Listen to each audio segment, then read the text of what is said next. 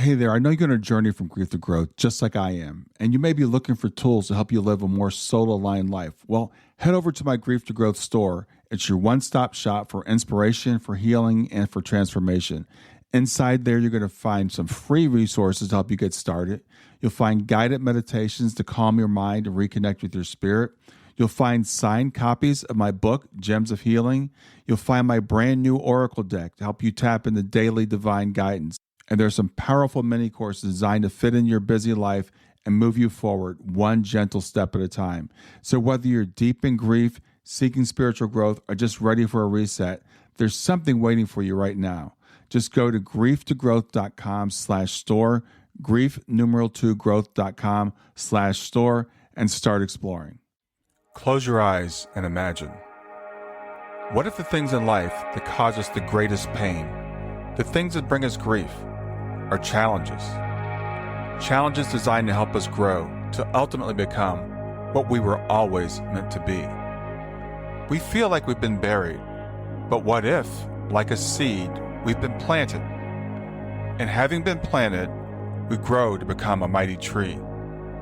Now, open your eyes. Open your eyes to this way of viewing life. Come with me as we explore your true, infinite, eternal nature. This is Grief to Growth, and I am your host, Brian Smith.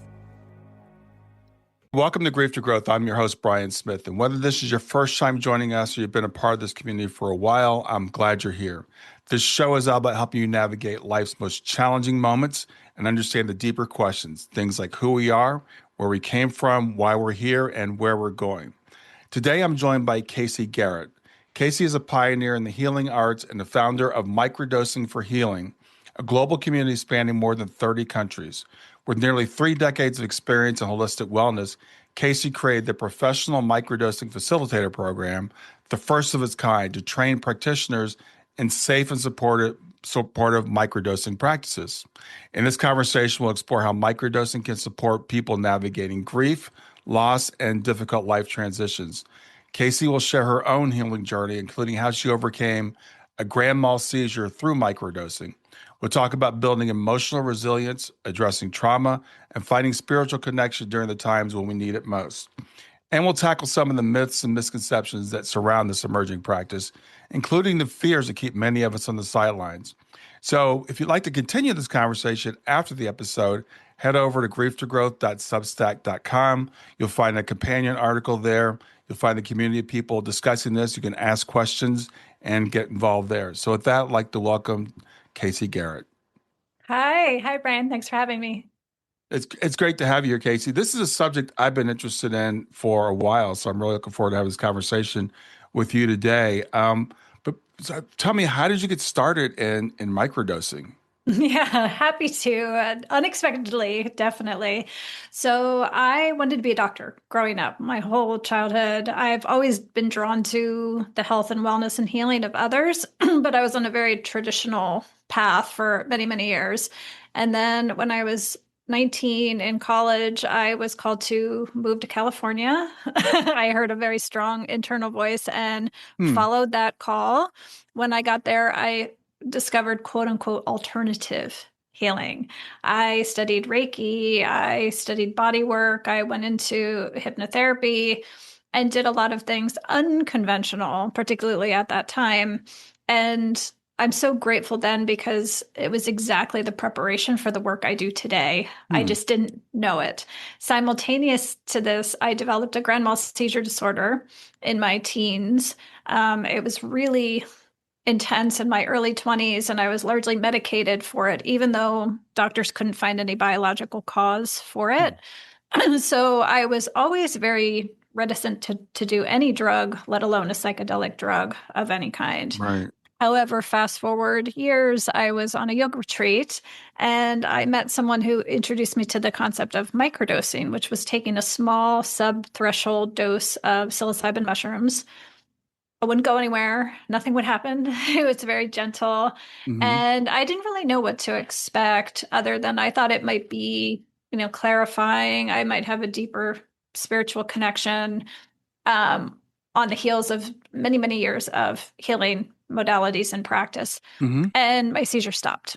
So I've not had a seizure since, and I immediately developed a lot of other gifts, heightened connection with nature, deepening spiritual development, metabolized a lot of latent grief, which I hear from a lot of people who work with psilocybin. I've done all Hmm. the therapy. I didn't know there was more to do, and turns out there was much more to do Hmm. than I expected. So at the time, I had healing art studios in Northern California, and then the pandemic happened. And so during the pandemic, we were in California, we were shut down for a very, very long time. We specialized in touch therapy and group classes. So we were kind of the first to close, Yeah. last to open. And so originally back in 2020, I put together some microdosing programs online to help our community stay together, connected, and bring something healing and community based to really tide us over until we could be together again, not knowing that we were not going to reopen. Yeah. I eventually ended up losing the studios. But this work carried on, and over the last 5 years, now six, going into our 6th year now, Yeah. we've developed into global programs, a community, a podcast, and different educational and training programs today. Oh wow, that's quite a journey. Thanks for sharing that. Now, when it comes to microdosing, you kind of touched on it, but for people that don't know and not familiar with that term, what is microdosing? Yes, if you're brand new to it, in my sphere, microdosing is taking a small subperceptual dose of usually a psychedelic medicine. Hmm. Usually we're talking about psilocybin mushrooms, but we can also be talking about LSD, San Pedro cactus, traditionally known as wachuma. And we also work with Amanita muscaria, which is the red mushroom with the little white dots, the kind of Christmas mushroom people know it Hmm. as. We work with all of those medicines, but typically, in my framing, I'm talking about psilocybin, also known as magic mushrooms. Okay, thank you for that. So for me, just a little personal story. I mean, many years ago, a guy sent me a book. I was doing a lot of reviews on Amazon. He sent me this book out of the blue, wanted me to review, and he had gone to South America and done something called ayahuasca, which at that time I had never heard of. I don't know how many people had. Sounded really fantastic in terms of having spiritual experience and stuff. But first of all, it sounded really scary to me. And the other thing is, I had to travel to South America to do it.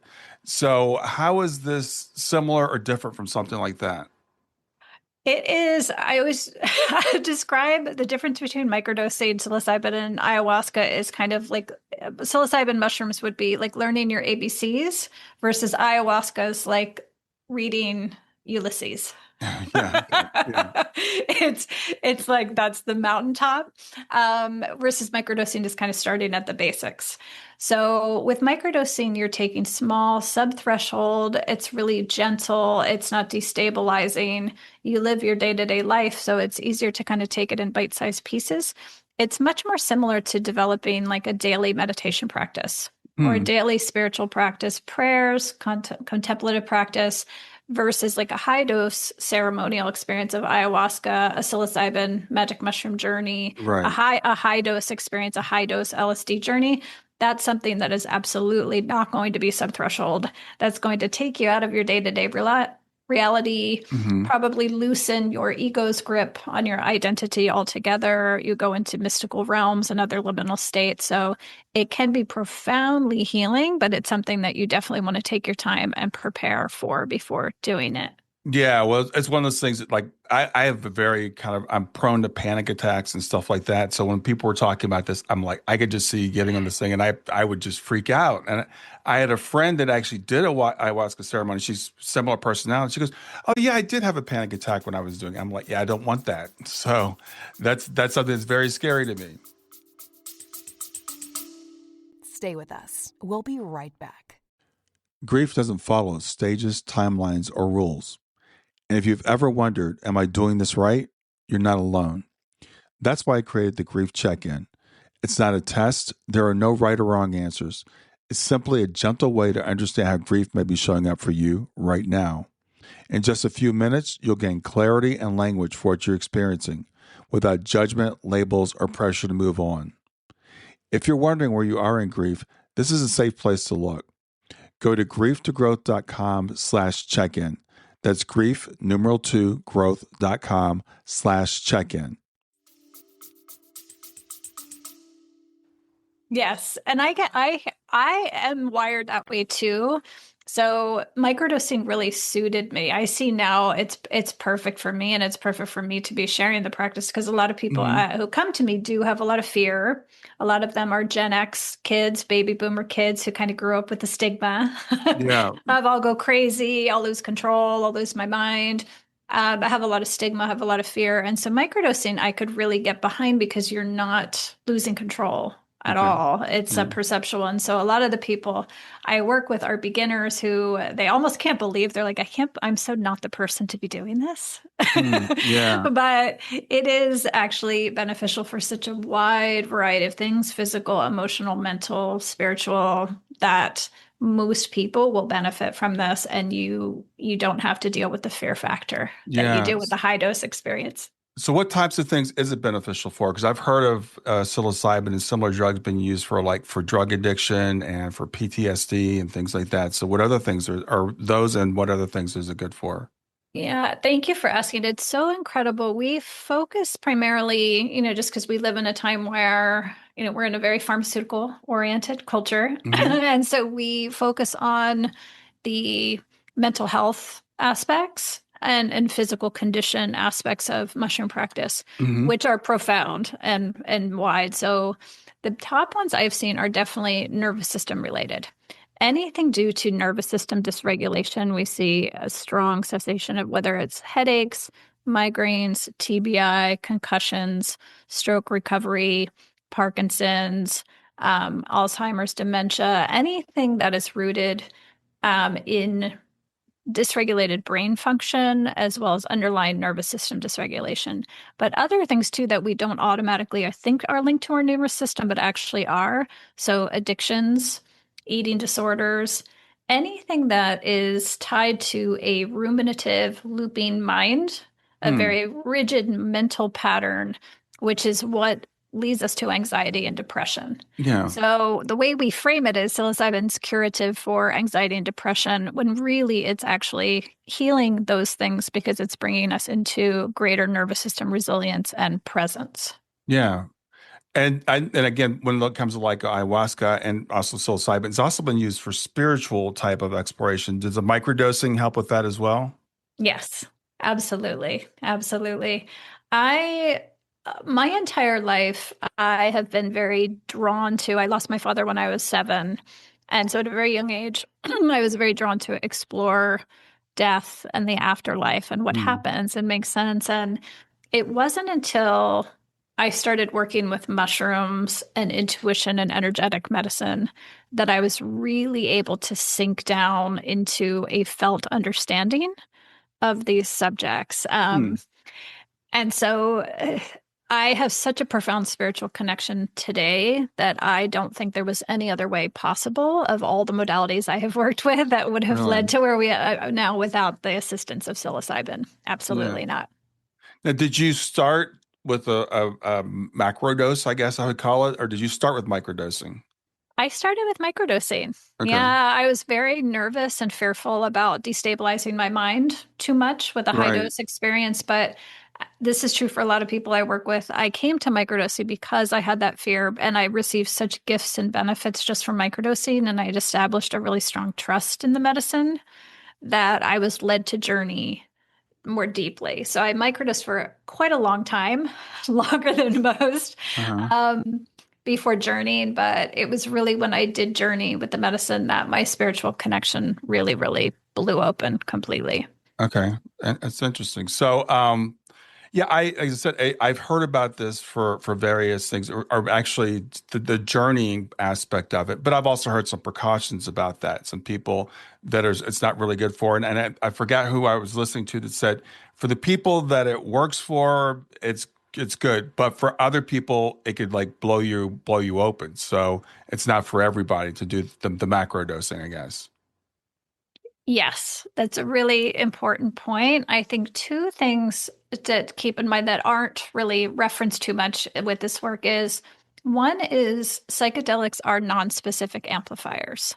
So they make you more of what you already are. Hmm. And so that's why set and setting and having support and resourcing is really important because if you're working from a place where you have a strong foundation, you're resourced, you have all the other lifestyle pieces in play, like you're going to have a much more supported experience than if you just kind of amplify what's currently going on in your life. So rather than thinking this is going to be a fix it, like a pharmaceutical type fix it, it's actually going to make things more apparent first as you're healing.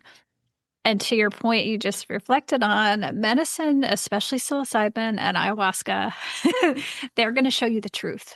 Yeah. My clients have said in so many ways, it's big honesty, it's big truth. And so if you're someone who's been really working with yourself and understanding yourself, knows yourself, you are ready for that and you're welcoming of that. But if say you haven't done any preparation, you haven't done that, you're not expecting that, and you step into a high dose journey, it can be very, very destabilizing.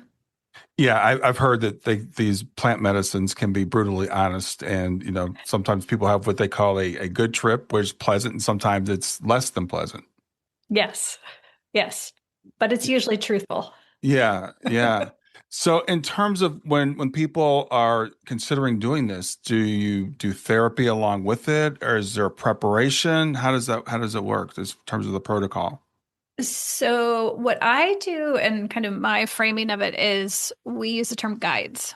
And I Okay. love the word guides because it's kind of ancient. It's something I think that how we used to hold healing a little bit differently Mm-hmm. in the past in different epochs. And it's also novel in this time.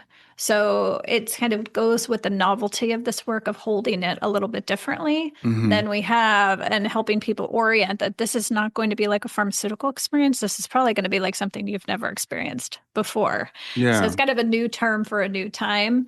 Also, coaching, therapy, it's really, I've worked with so many thousands of people now. And yes, you can microdose on your own and you'll probably get great benefits. I Mm-hmm. did when I was starting out, but it's so supportive and it amplifies your practice if you have support in some capacity.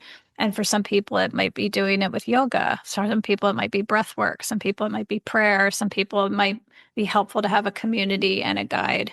Some people thrive with one-on-one support, and other people love being in a small, intimate group or a Hmm. large community. And so Mm-hmm. I think having some kind of support, depending on what you're working on and what your intention is, like for example, somebody who's working on PTSD or childhood trauma and wants to work with psilocybin, they might be best served working with a therapist Mm-hmm. with that training. Somebody else who's looking more for athletic performance or work enhancement and career enhancements might be working with a coach in that Hmm. context. So Interesting. yeah, it's really diverse. And we've now trained 48 people through our microdosing guideship program. And I've been stunned by how diverse it is. Oh, We've had really? people from all backgrounds. We've had lots of clinicians and therapists and Mm-hmm. coaches and healers, but we've also had lots of corporate people, lots of HR directors, interestingly, who work with other people and people who just want to build this practice and be able to serve in this way to build community in all the different facets of life. Wow. HR directors, that one really surprises me.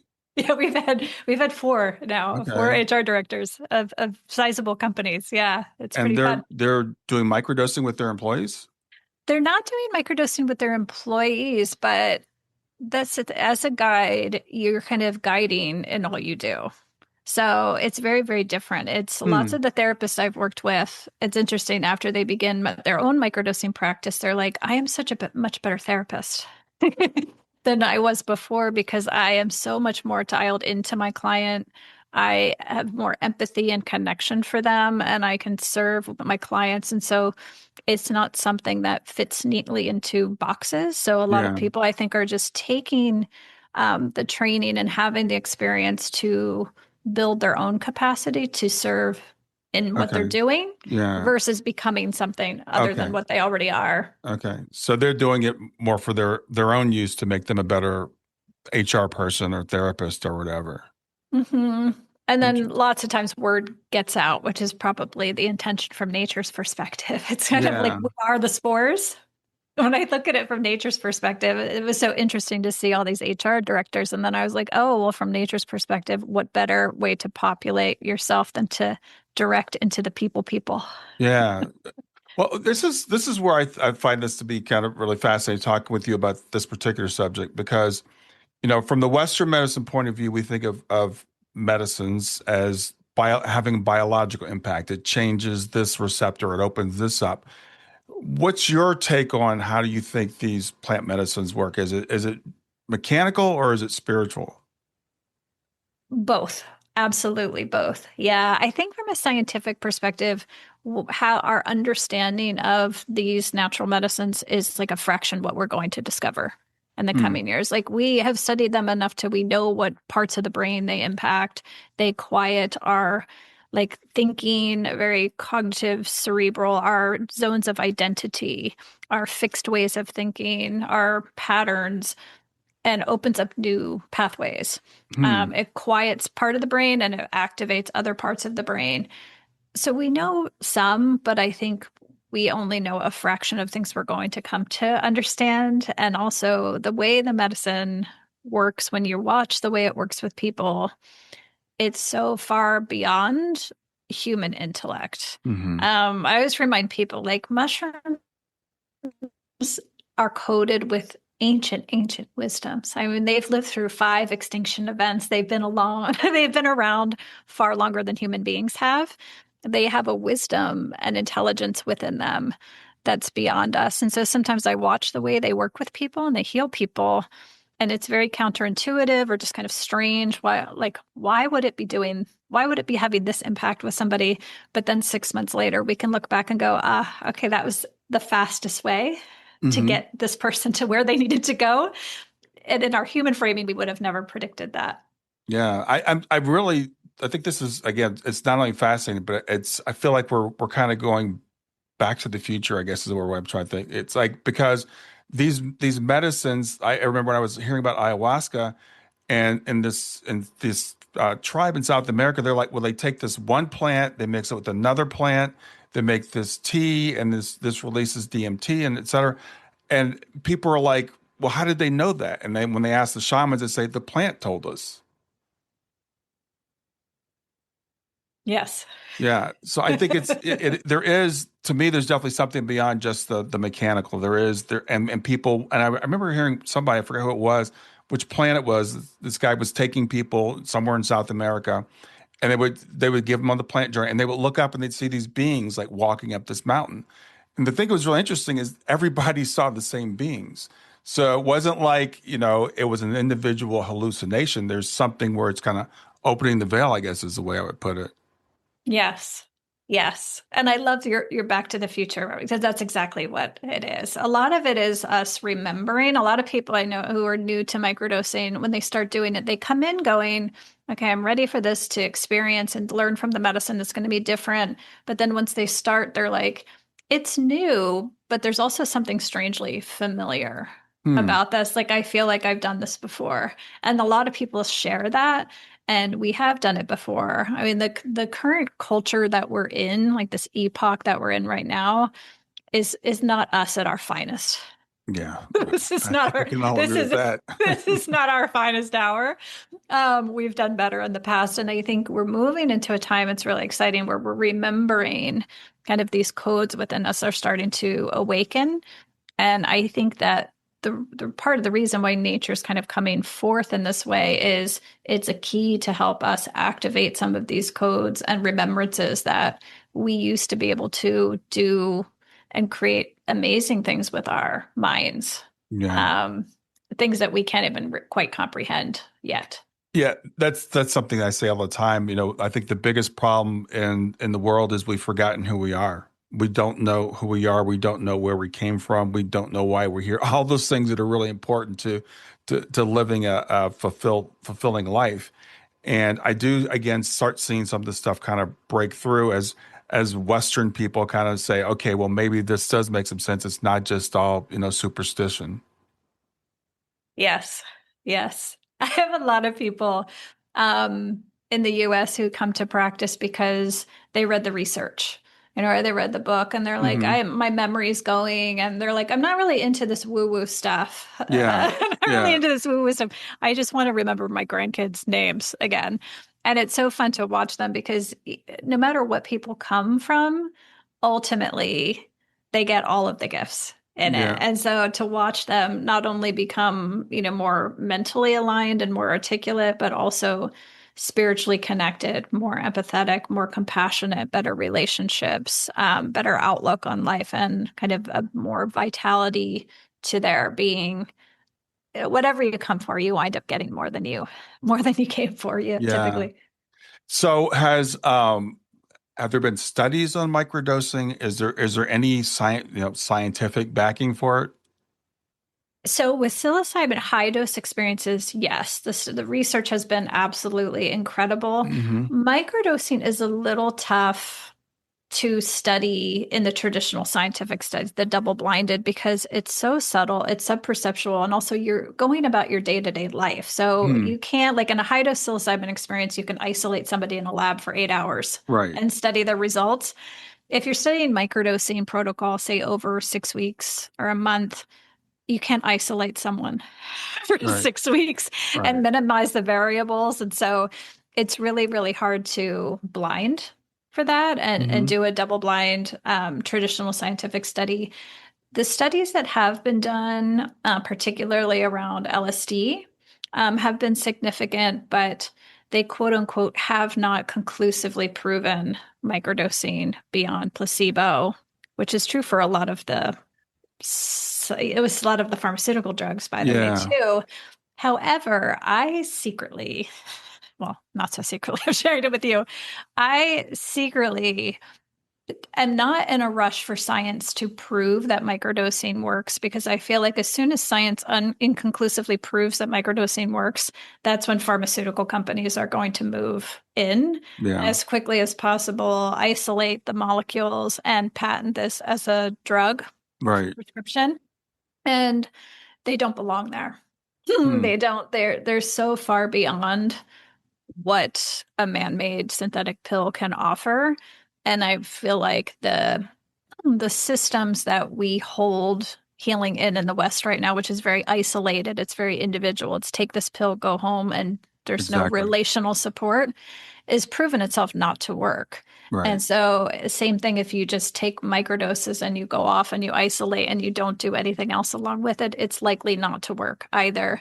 It's Hmm. really these other models and the framing that we're creating real time that are peer to peer, that are relational, that are small groups that you get to be together with other people in relationship, held in a container of support beyond just taking a substance. That's what's really most effective. And so I kind of hope it's quite a while before science proves anything. Yeah, I love that. That's a really interesting perspective. I read a book. I read it actually a couple times. It's really fascinating. A book called Lost Connections by Johann Hari. I don't know if you're familiar with it, but he wrote this book about antidepressants, SSRIs specifically, and not to trash them all, because it's like they're effective for some people for some amount of time, but they're not effective for everybody, and over time they don't typically stay effective. And it's called lost connections because they found out, like, if people just start working together in groups and get out and do all the unisolating things that we do, that can help with a lot of these things. So I love your idea of like this. It's not either or. It's not the medicine or becoming unisolated, but it's actually doing both. You're absolutely right. Yeah, they did a study a while back of what actually is the most effective thing for depression of Hmm. all the things one can do, pharmaceutical interventions and lifestyle interventions. And you know what the number one thing was? Number one effective thing was dancing. Dancing. Wow. Okay. Yeah. Yeah. I wouldn't have guessed dancing, but I can't say that it really surprises me. It was funny because in this book he tells a story about these Western doctors go to somewhere in the East and they're like, we've got this thing called antidepressants, and they explain to the people what they are, and they go, well, we have that too. And they said, what do you mean? And they tell a story about a guy who had lost his foot and he was depressed, and he was working a job where he couldn't really function that well, so they bought him a dairy cow and he became a dairy farmer. And then the guy was like, he was happy. And they said, that's antidepressants. And we look so much sometimes for like a mechanical or chemical aspect to why we feel so anxious and depressed, where a lot of times it is a lifestyle thing. Yeah. Especially now, especially right now in our kind of overculture and society. It's like there's no pill in the world that can solve for our environment, Yeah. and our overculture. And so I think that's what one of the things it's when I'm training new guides, it's harnessing the novelty of these medicines to open our minds and to take into account what are all of these ecological factors going on, environmental factors going on Hmm. in a person's life, because until we start to take that into account, we have been just treating people kind of like a brain and putting all of the responsibility for someone's inability to cope with life on the individual, Right. when there's so many other systemic things that are not taken into account that I believe we are going to be taking into account here Yeah. forward. So we've been talking about a lot of different things that this could help with, and most of the people listening to my program are either in grief or have been in grief, and we talk about grief. And you mentioned the grief of your passing of your father. So first of all, I'll say I'm sorry that that was your experience. So how would this help with someone in grief? Thank you. Um, I this particular topic is very, very close to my heart. I work with lots of people for lots of diverse reasons, but this is among my favorite people to work with and support and serve. Because grief, especially, I've worked with a lot of people who've lost a loved one. I've worked with a lot of people who've lost children, Hmm. which is one of the most challenging experiences, I think, for any human being to go through, is the loss of a child. And so many people do all the things. They do all the programs, they do Yeah. all the modalities, and they do lots of talk therapy, but they're like, I can only get to a certain point. And that was my experience too, is like I intellectually understood the loss of my father and the impact it held, but I felt like I got to a certain point that I could get beyond. When you work with psilocybin, what psilocybin of all the medicines is really incredibly masterful at is metabolizing grief in the Hmm. body. Hmm. And so a lot of people weep and cry, and it's the function of tears and crying and its role in shedding grief is tremendously important to our Hmm. metabolizing of grief. And also lots of people who work with psilocybin have had a lot of talk therapy and shed a lot of tears already. And they're like, I had no idea I had so much more. I had Yeah. so much more. And so people will do a journey sometimes and just weep for hours and upon hours. And while it's not the most comfortable sensation when you come through it on the other side, it's almost like you feel like that catharsis where you're like wrung out of so much heaviness and you Yeah. just feel lighter. And with that lightness, I have come to understand like our spiritual connection is always there for us. Our lost loved ones, our angels, our guides, our connection to the divine are always there. But oftentimes it's our grief and our pain body, our density in our human form that prevents us from really having and experiencing that connection to the full capacity that we can. So as people, I witness people move through grief and shed layers of density, have these cathartic releases, energetic releases, they develop a heightened spiritual connection to source. And that's what shifts everything. It's like having that embodied felt sense that goes beyond the intellectual mind. So you're not, instead of like thinking our way to healing, we're actually experiencing a felt sense of healing and connection that's so peaceful. A lot of people come to a place of peace with their loss and their grief that they didn't have and probably could not have access through any other way. Wow. I what you just said just really blew me away. I love that. I love what the phrase you used, metabolizing grief, because that is something a lot of us, we fight the grief. We want to get rid of the grief. We want to stuff the grief. And I would say to people, we have to let this move through us, and that tears are cathartic. Crying is not a bad thing. You want to let that move through you. So I love the way that you put that. And the other thing I think is really important is for us to really work with our grief, we have to have that spiritual connection to our higher self, to our source, to our loved one who's still with us. And when you said that heaviness, that denseness, because people will say, well, why can't I get that connection? Why can't I make that connection? And a lot of times it's because there's so much density and so much pain that we're holding on to, that it's there, it's always there, but you just can't feel it. Yes. Yeah. I think that the two things that block people the most are grief and fear Yeah. is the other one. The more fear we hold in our bodies, the more we block the natural connection to source that we have. Yeah. So this is a way I guess we could think of it for us woo-woo people, which I don't mind being. I am a chemical engineer. I'm a scientific person. The word woo-woo, it only bothers me a little bit because I think of what we call supernatural is just what we can't explain yet. And so this stuff isn't woo-woo. It's not magic. It's real, but it's just beyond what we've accepted at this point. But from one woo-woo person to another, I think this allows people to make that connection, which is that's the key to everything, is remembering who we are and making our connection back and understanding the bigger picture, which we're really blocked by with this little brain that filters everything out. Absolutely true. And once you, whether it's in a psychedelic journey or it's in a dream sometimes for people, or people have a near-death experience too, Mhm. once you tap into a felt sense that there's something else, you can't unsee that Yeah. after that. And so once you really know in your bones that our soul is everlasting and we go on, and you really can see in these experiences that this is just my soul having this experience in this lifetime for these lessons that I came here, this path that I am here to do. Hmm. And you forever shift your sense of time and realize, I think not that I would love to have my father here with me in this lifetime. I would absolutely love that and still miss him, but I feel just as close to him now as the spirit than I Hmm. than I do if he was here in Yeah. human form, because I've developed that capacity and released a lot to enable that connection to be there. And so I think it changes your perspective fundamentally on loss and grief, because you realize nothing ever really ends. It just changes.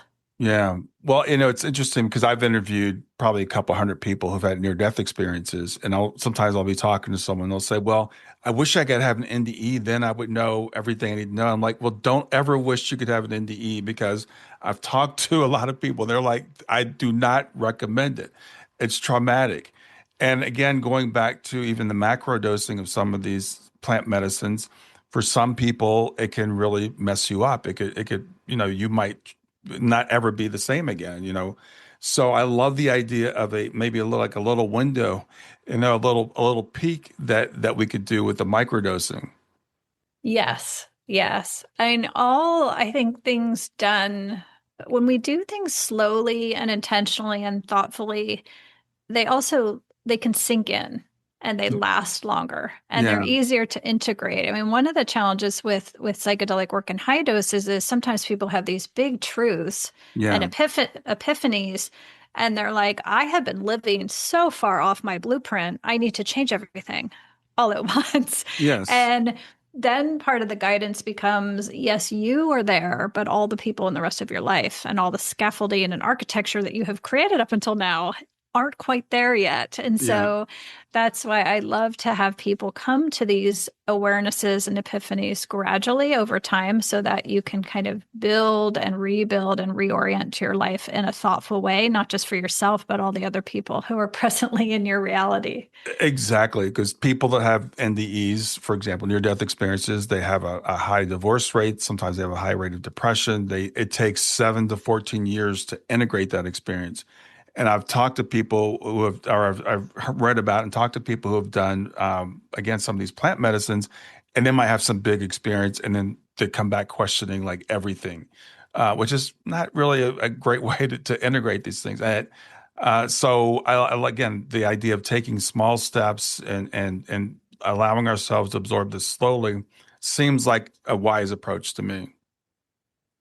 Thank you. Yeah, I think the vast majority of people benefit by this preparation time. And I've studied a lot of ancient cultures and the way they have held medicine practice in Hmm. different epochs and civilizations. And I'm Greek, so I got really went down the rabbit hole of the Eleusis. In Eleusis, there over 2,000 years, they had a psychedelic sacrament once a year. Mm. And everyone knows about the Eleusinian mysteries and has heard of them in the field, but lots of people don't know that they actually began in earlier in the year, and they were something that called the lesser mysteries. And Mm. so the lesser mysteries began in February each year, and they began the cycle of purification and preparation, kind of getting the mind, body, spirit ready Hmm. for this larger experience. And then in September is when the great mysteries were held. And that makes a lot of sense to me. You know, Westerners are very impatient. Yeah. Yeah. We want everything done in 30 days or less. Um, and I think we have such much more of a profound experience, a more easily integrated experience if we take the time to set ourselves up with a special period of time where we're kind of cleansing our body and spirit and getting ready. Yeah, again, I think that seems like a wise approach to me. I'm also now thinking because I know I've heard some therapists and doctors are working with people with psilocybin and some other plant medicines. But what in terms of legality of people like getting a hold of microdoses, is that how does that work? It's still a thing. It's still a thing. And so it's technically still illegal in most of the United States and much of the world, unfortunately. And it's deeply unfortunate because the healing potential is unbelievable. Hmm. When people step into the work, it becomes so absurd. Like, how in the world did this ever become illegal? Because it's not only so healing, it's so safe, you Hmm. know? Hmm. And it tends to make people more compassionate, more peaceful, more other oriented, like all the things that we need in our society the most right now. Right. It blesses us with. So it's really unfortunate and hopefully very people powered and changing. And so going back in the 50s and 60s, there was a lot of psychedelic research being done in Hmm. academia. But unfortunately, simultaneous to that, there was a lot of political upheaval. It was very similar to what we are going through right now. Right. And the Nixon administration strategized that by making these substances illegal and criminalizing them, they could drive a wedge into the population. And so it was Hmm. all political machinations, is why these substances were made illegal in the first place, even though they do not qualify for any of the regulations that a Schedule One substance would qualify for. And unfortunately, our laws take longer to undo than they Yes. do to do. And so True. this movement has been so people powered and people led. And it's just enough collective people going, I'm not waiting for the government to give me permission to heal. Hmm. I can't imagine my life today and my on every level of my health if I was told I couldn't do this practice. And so to some extent, people have to be willing to have the courage to go, I'm going to do this regardless of Yeah. what my local law says.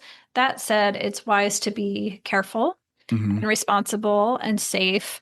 Um, Microdosing for personal use is a lot different than kind of distributing, having Yeah. distribution and things going.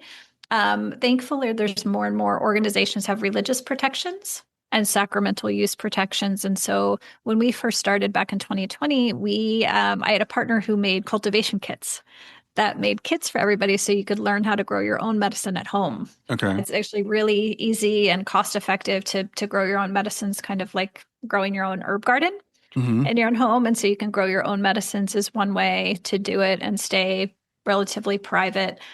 Today, though, there are thankfully enough of organizations who are making high quality, high integrity medicines and able to distribute nationwide through religious protections. Okay. So thankfully, people, I mean, you still are taking on some degree of risk depending on where you live. But thankfully, finding sources is much easier today than it was even 5 years ago. Okay, that's interesting. I mentioned mushrooms one time on Facebook a couple of years ago. A couple of my friends like, oh yeah, you should do it. And there's places you can go. I guess you can. The spores are not illegal. I guess so. You could get the spores and grow your own. Is that correct? Strangely enough, yes. And now I think all but 3 states you can legally purchase spores. Yes. So the mushrooms are legal, but the spores are legal. Yeah, the whole drug thing is really interesting to me. For alcohol's legal, marijuana for so many years was not legal.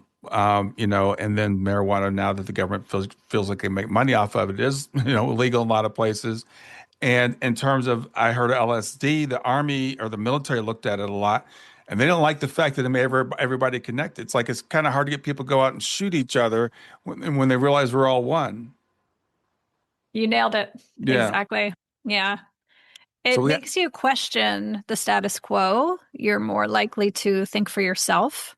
You're more likely to trust yourself and come to your own inner knowing, versus the top-down fear-based narrative that yeah. the current structure is reliant upon keeping for us to stay in line. So it kind of turns everything on its head. Yeah, so we have to ask ourselves when something is legal or illegal, what are the reasons behind that, and does this make sense? Again, I think there's been a very materialistic, not I think there's been a very materialistic drive in our society and everything. And this is kind of like, again, like you just said, allowing people to think for themselves and think outside the box and not maybe stay on the hamster wheel and all the things that, that the forces in power want to keep us doing. It's very disruptive in the most beautiful way. Yeah. And I believe that's why it's still illegal in most of the world. Yeah. So Kayse, what is your organization? I know you trained people to Mhm. to practice, I guess, plant medicine. So tell me exactly kind of what you guys do. Yeah, so we kind of evolved based on what people needed and were Hmm. asking for. So when we first started, we did group programs, which are still, I've tested lots of different ways to experience microdosing. And my favorite by far is small, intimate group work. So Hmm. we would have 8 to 12 people in a group. Our process was 6 weeks long. Some people choose to do 8 weeks or 3 months, but it's powerful. Small group work is so powerful. And I witnessed what would take somebody 1-to-1 6 months to experience, people were moving through their process in 6 weeks. When you Wow. have an intentional group focus and you have each other to reflect and share together, lots of them wanted to stick together after the 6 weeks. So we created a community, which is now a global community as sourcing expanded. So could we expand? And so we Hmm. welcome people from all over the world into kind of a lighter touch community so that people always have a touch point. We gather 2 to 3 times every month where people can come and meet the guides and ask real world questions from Hmm. experienced people. Then we created a podcast in 2023 so that was when the field really opened up and psychedelic science got very popular. There were more research and academic studies, but the narrative got very focused on the clinical side of things Right. and the very pharmaceutical mental health side of things. And so I started the podcast to feature lots and lots of guides that have been doing this work underground for many, many years Hmm. for a wide variety of things. So I just gave people a voice to speak to the different areas of practice than the mainstream narrative Yeah. might be sharing. And then we're going into our third cohort now of our training program, which is to teach people who've had a really personally powerful experience with medicine who want to serve other people Hmm. and become a guide, a coach, a therapist who has this modality as a skill. Okay. Yeah, that's great. So, when you say groups, are these virtual groups or are these in-person groups?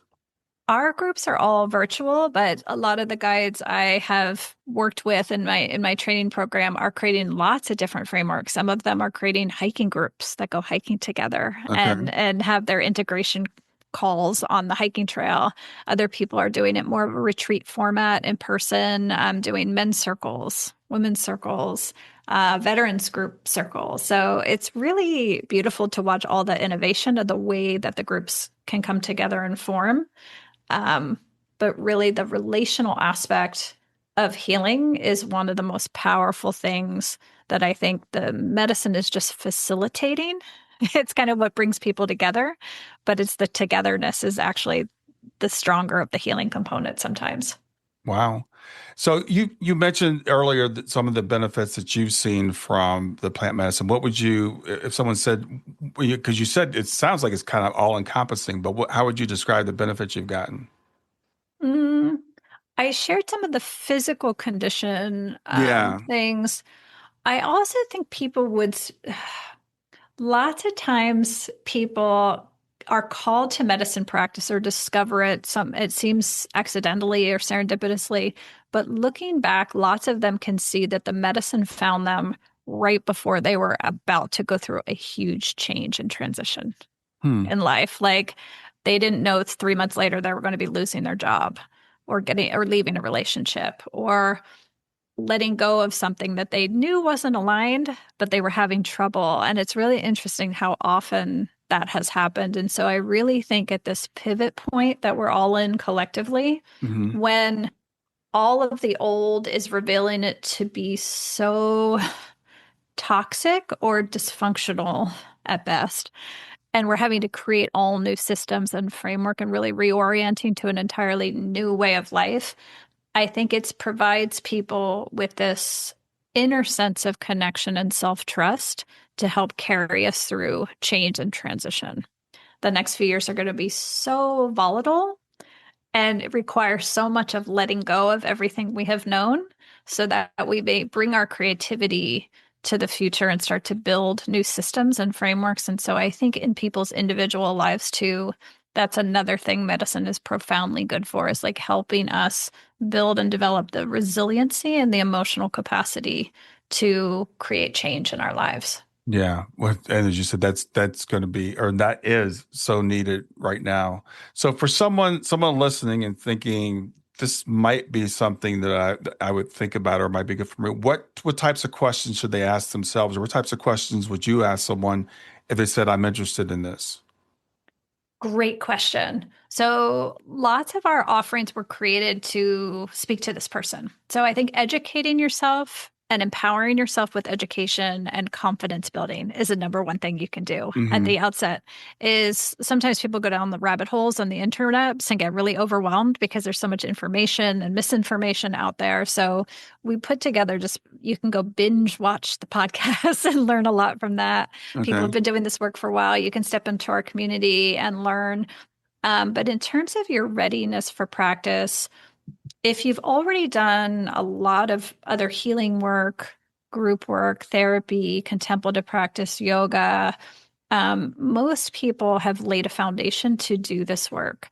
If you have not done any work, um, that's not to say you can't do it, but I encourage people to take the time to understand what the work is. It's not Hmm. like another pill. If you think it's going to be like Prozac or Lexapro, it's absolutely not going to be that way. Hmm. So to start to orient yourself around what healing actually looks like versus what we've been conditioned to believe. Yeah. And I also invite people, lastly, to check in with like your level of capacity in your life.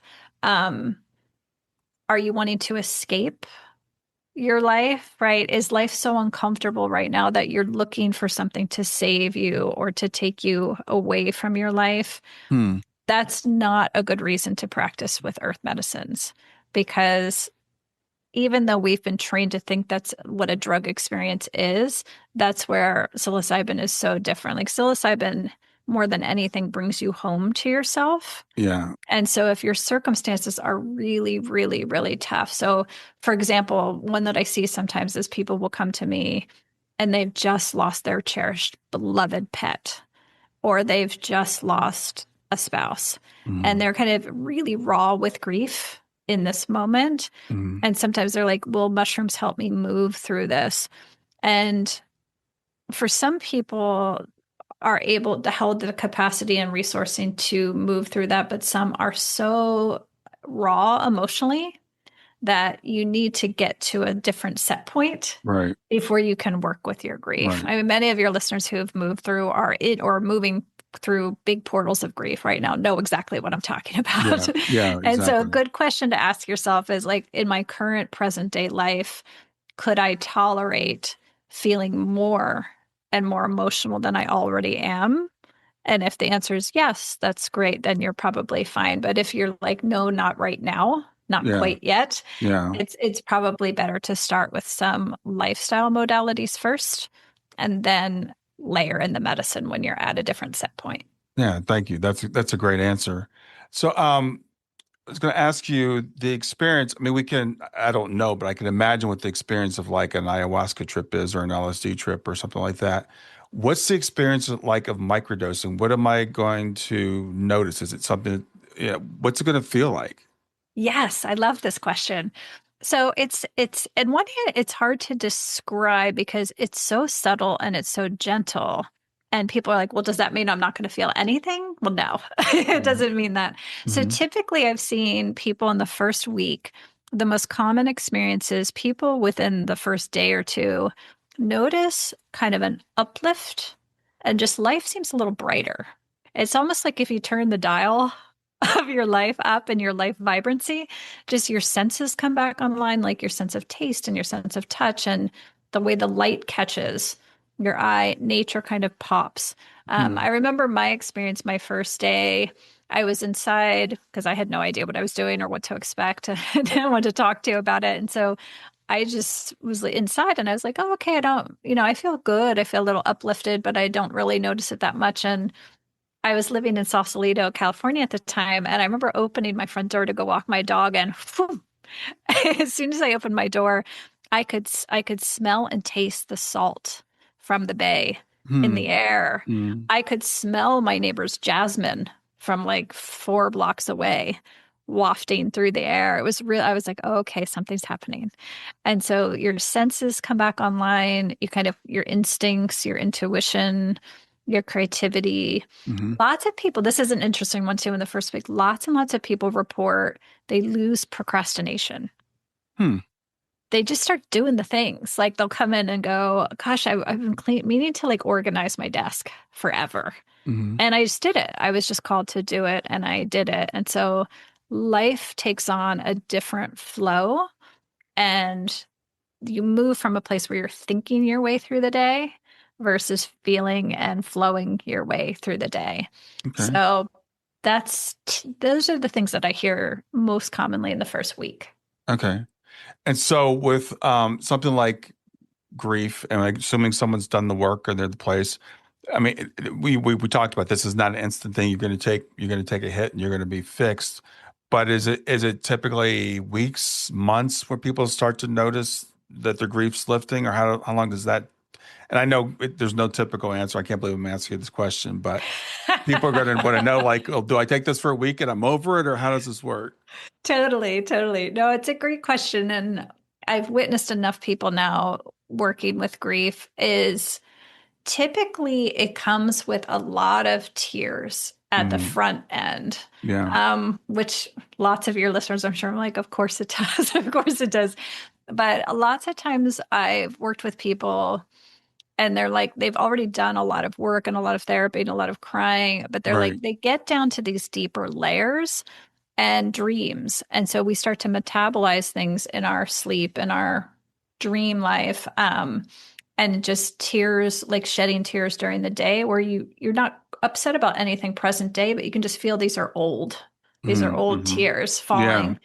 And then people notice the shift in new awarenesses. New, I would say that the most common things I've seen with people who've lost a loved one, particularly people who've lost children, is as you lose density, the density and heaviness of grief, their spiritual connection lights up, their connection to animals and the natural world. And oftentimes people notice like nature and spirit uses the natural world to bring messages of connection. So almost always the people I've worked with, they have in the first few weeks of microdosing, they're crying and they're releasing a lot, but they also have, it was so strange. I was outside having my breakfast tea and this hawk came and just sat on the chair like right next to me and it just didn't have any fear of me at all. So Yeah. lots of birds often because birds are the spirit messengers Mm-hmm. between they go between the worlds. And so they start to have this and then a lot of them have more direct signs of their lost loved one Mm-hmm. that they can finally hear. It's not that they haven't been around us, Yeah. but Yeah. they're like, gosh, I all of a sudden like I could smell my son's presence and his like the way his hoodie always smelled, and I could feel him in the car and just his message came through in a felt presence. Mm-hmm. And that's what enables them to come to a different sense of peace. And completion isn't the right word because we're never complete. There's always more, but a new sense of completion in the cycle of grief that they have been experiencing. Yeah, the way that you phrased that is so profound, so great because I work with people and we're really working hard on this intellectual understanding and and studying and reading books and listening to podcasts and all that stuff. But it's getting that felt connection that can be a difficult thing to overcome. And I like, as you said, that the spirit connection, spirit's already always out there, but sometimes we're too dense. I had someone, she had a near-death experience, and I love the way she described it. She said, imagine your loved ones trying to get back to you, and you're like underwater, under the ocean. And the deeper you go, the higher the pressure is. So your loved one might be very skilled, but they just can't quite get down to where you are. And that's what I hear when I hear you give. I feel like it's like lifting us up, so we're closer to being able to make that connection. Absolutely. Absolutely. And they'll continue they try in different ways. Yeah, absolutely. Yeah. Yeah. I have so many amazing stories of experiences like this where spirit is talking to people. And sometimes we just don't. That's why the group can be really powerful too, because it can be obvious to really other people. Yes. Sometimes they're not to us, but we had a woman who was in a 6-week microdosing experience, and right from the start, spirit was talking to her and things were happening immediately.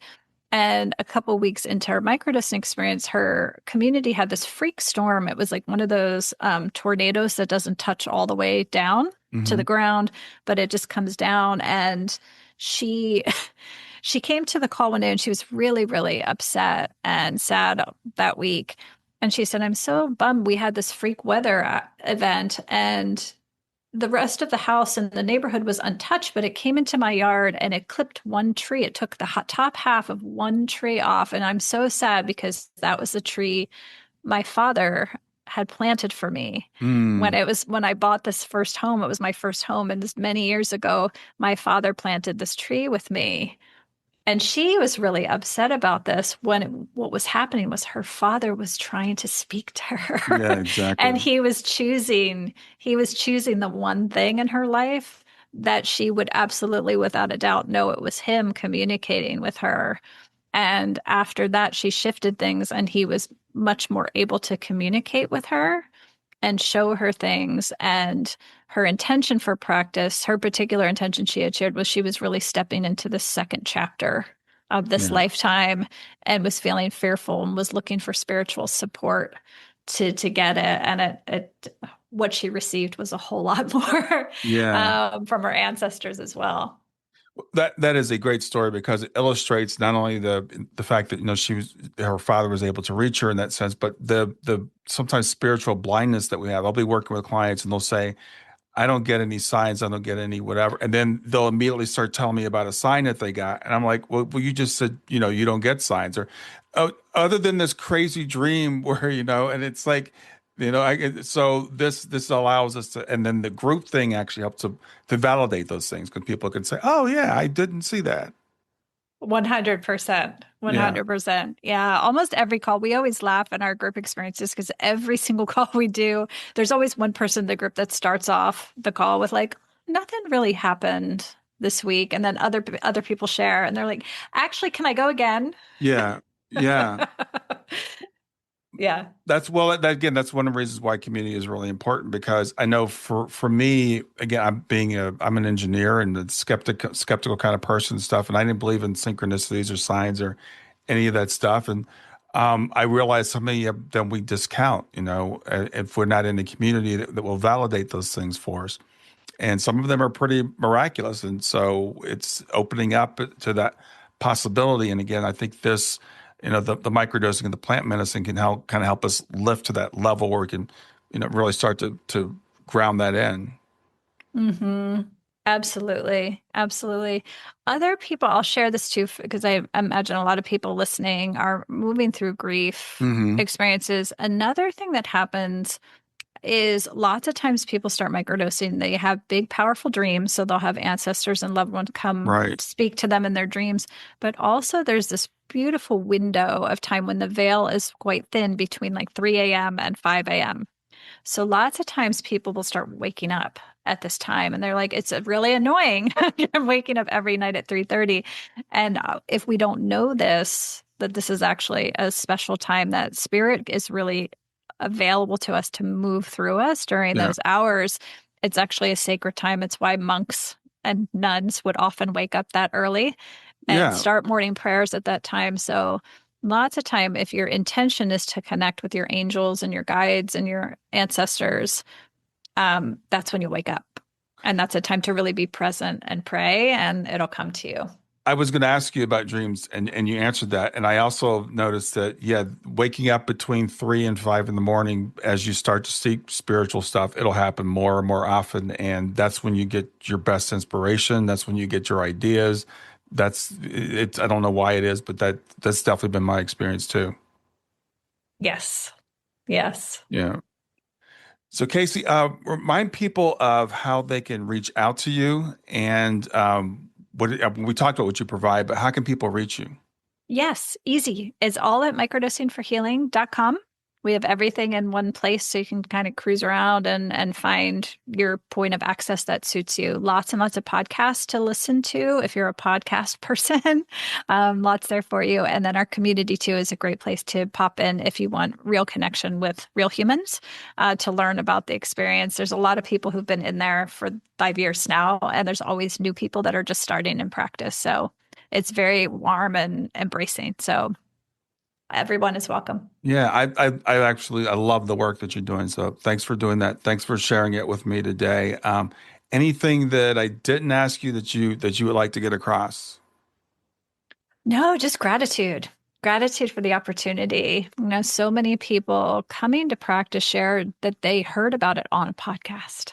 Yeah, yeah, So really, I think where we're at right now, especially here in the US, is all of our news, quote unquote news, is so filtered and censored and kind of created by an algorithm. yeah. And so I just appreciate you and your community and having this forum to talk, because it really is the best, clearest way for us to communicate and share at this point. So thank you. Well, great. Thanks for being here today. Have a great afternoon. Have you ever wished for gentle guidance or a comforting word exactly when you need it most?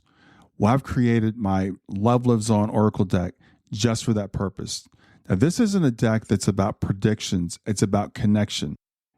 Every card has been thoughtfully designed to guide you through life's toughest moments, to illuminate your path and help to remind you that you're never alone, that your loved ones are always there right beside you. So whether you're seeking clarity, comfort, or a loving message from beyond, each card is here to speak directly to your soul. And along with the deck comes a downloadable PDF guide that you can use that will give you an affirmation for the day, something to reflect on, and even an activity to do to keep you connected to your loved one. So check out the Love Lives On Oracle deck today. You can get it at stan.store/grief to growth. Stan.store, STAN.store/grief, numeral 2, growth.